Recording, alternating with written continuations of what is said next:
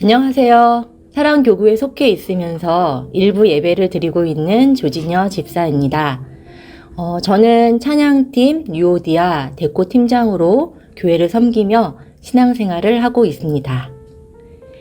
저에게 영주교회란 하나님께서 예비해 주신 보금자리입니다. 영주교회 다닌 지 이제 7년, 8년 정도가 되어 갑니다.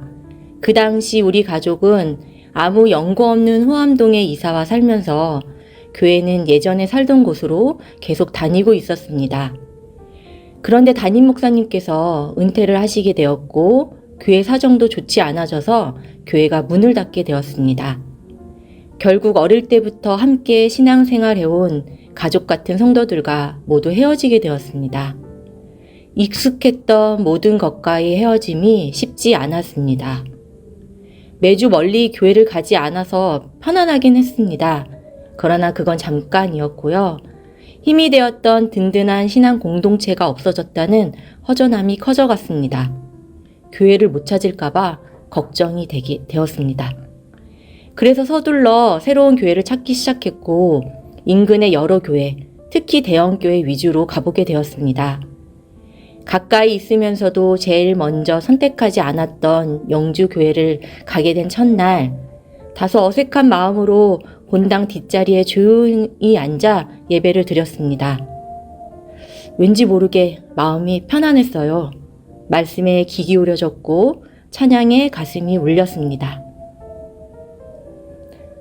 아이들도 어린이부에서 잘 적응하게 되면서 우리 가족은 매주 예배를 드릴 수 있는 교회를 만나게 되었습니다.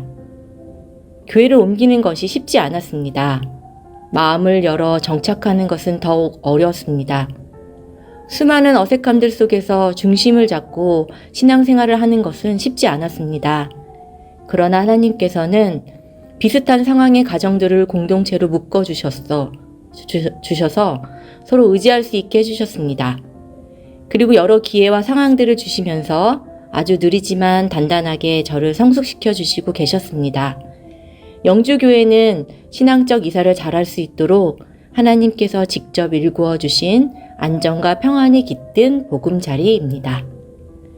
제가 최근에 만나 경험한 하나님은 침묵의 하나님, 그리고 말씀으로 응답하시는 하나님입니다. 새해 들어 개인적인 일과 아이들의 학업, 진학 문제 등으로 걱정과 불안한 것들이 참 많았습니다. 그런데 그럴 때 오히려 기도는 더 안 되었고요. 어린아이처럼 징징거리게만 되었습니다. 제 욕심이 가득 담긴 답을 주실 때까지 떼쓰는 아이처럼 기도하였는데 응답해 주셔야 할 하나님은 더욱 침묵하셨습니다. 서운한 마음이 커져갔습니다.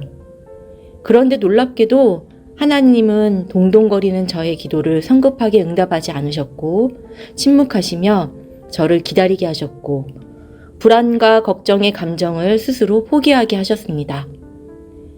그리고 하나님은 너무 늦지 않은 시점에 저에게 말씀으로 응답해 주셨고 여러 가지 상황들을 만나게 하시면서 제 마음을 조금씩 정리해 주셨습니다. 아직도 믿음이 연약해서 주저하는 저를 만나지만 하나님께서 주신 말씀을 신뢰하며 담대히 나아갈 수 있도록 더욱 기도하려고 합니다. 저에게 사순절이란 주님을 더욱 잘 알게 하시는 시간, 함께 인내하는 시간입니다. 사순절기를 데코팀으로 섬기면서 그 어느 때보다 사순절의 의미를 더 깊이 생각하게 되었습니다. 장식에 쓰일 가시 멸루관에 가시를 하나씩 채우면서 날카로운 가시에 살짝이라도 손이 스칠까 움찔하는 저를 보게 됩니다. 문득 이보다 더 날카로운 가시에 찔리셨을 예수님을 생각했습니다. 그리고 지금 제가 겪고 있는 인생의 무게들이 얼마나 가벼운지 깨닫게 되었습니다. 이제 다시 일을 시작하면서 걱정이 많지만 주님이 걸으신 사순절을 생각하면서 앞으로 다가올 것들을 두려워하지 않고 기도로 잘 이겨내려고 합니다. 몸과 마음의 문제를 주님 앞에 훤히 드러내고 매 순간 기도로 주님과 동행하고자 합니다. 너무나 나약하고 흠투성이인 저를 고백하고 주님의 말씀을 붙잡고 살아갈 수 있도록 더욱 기도하겠습니다. 사순절 기간 동안 저의 예민하고 급한 성격을 죽이며 인내와 절제로 온유하게 살고자 노력하겠습니다. 어떤 일에도 지혜롭게 세워주실 주님의 놀라운 섭리를 믿으며 담대하게 나아가겠습니다. 그리고 그 안에서 주님이 저에게 주시는 그리고 원하시는 궁극적인 목적을 찾아보겠습니다. 감사합니다.